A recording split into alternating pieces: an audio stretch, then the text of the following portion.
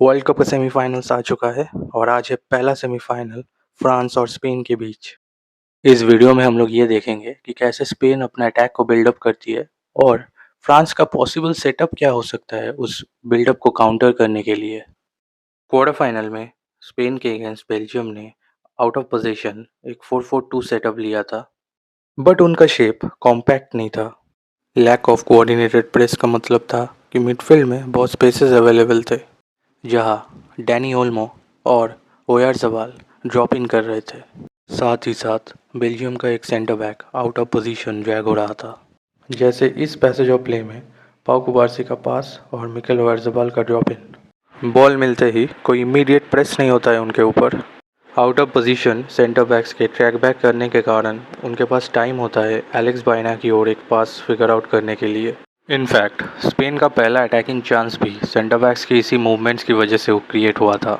Left half spaces में ओयारज़ाबाल और right half spaces में डैनी ओल्मो को क्लोजली फॉलो करते हुए सेंटर बैक्स काफ़ी वाइड जा चुके थे एंड उनके बीच का वही स्पेस एक्सप्लॉइट करने के लिए एलेक्स बायना ने एक इन बिहाइंड रन बनाया था, जिससे स्पेन का पहला अटैकिंग चांस क्रिएट हुआ था इस गेम का। On the other hand France का 4-4-2 mid block central channels block करते हुए एक कॉम्पैक्ट शेप लेता है, ओपोनेंट्स को वाइड पुश करते हुए।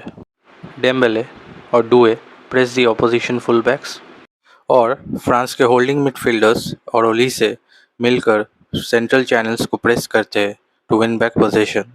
ऐसे कोऑर्डिनेटेड प्रेस उनके सेंटर बैक्स को अलाउ करते हैं टू स्टे बैक। जैसे इस पैसेज ऑफ प्ले में फॉरवर्ड चैनल में फ्रांस का न्यूमेरिकल एडवांटेज और ओलीसे का प्रेस फोर्स करता है मोरक्को को to find Brahim Diaz out wide.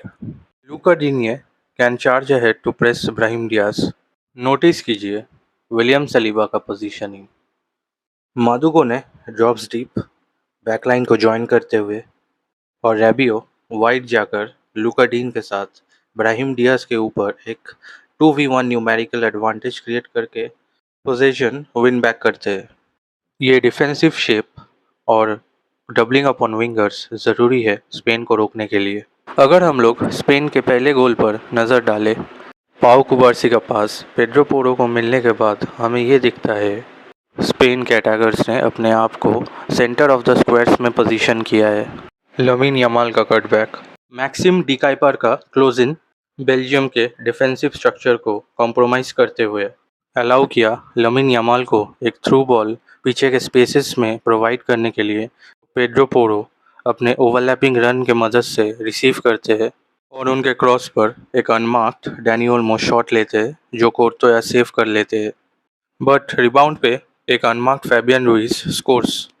इस गेम में हमने स्पेन के सेंटर बैक्स कुबार्सी और लापोर्ट को लॉन्ग बॉल्स के थ्रू हाफ स्पेसेस में टारगेट करते हुए देखा, जिसे रिसीव करने के लिए स्पेन के अटैकर्स ने इन बिहाइंड रन्स बनाए थे और रिपीटेड 1v1 पोजीशंस क्रिएट किए थे अगेंस्ट द गोलकीपर।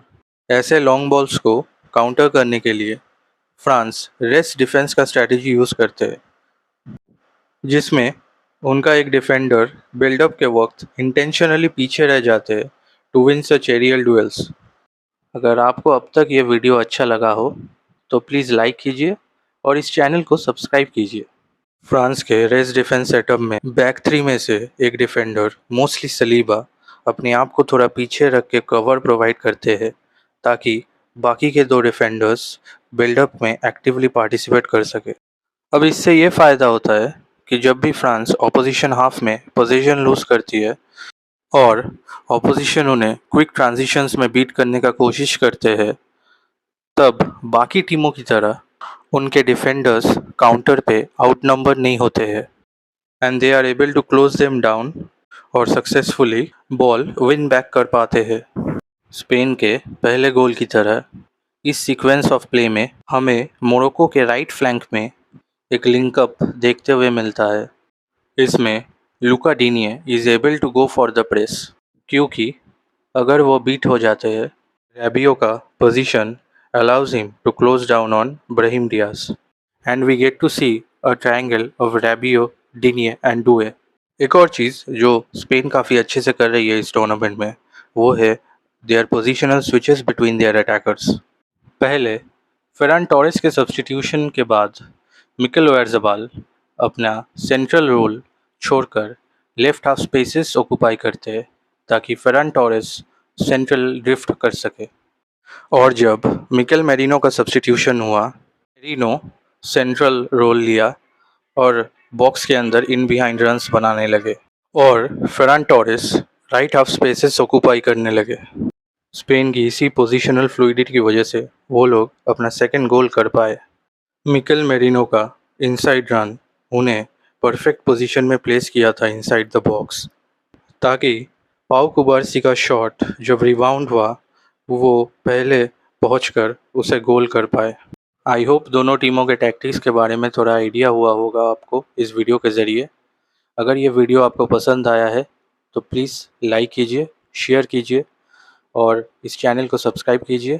मिलते हैं अगले वीडियो में।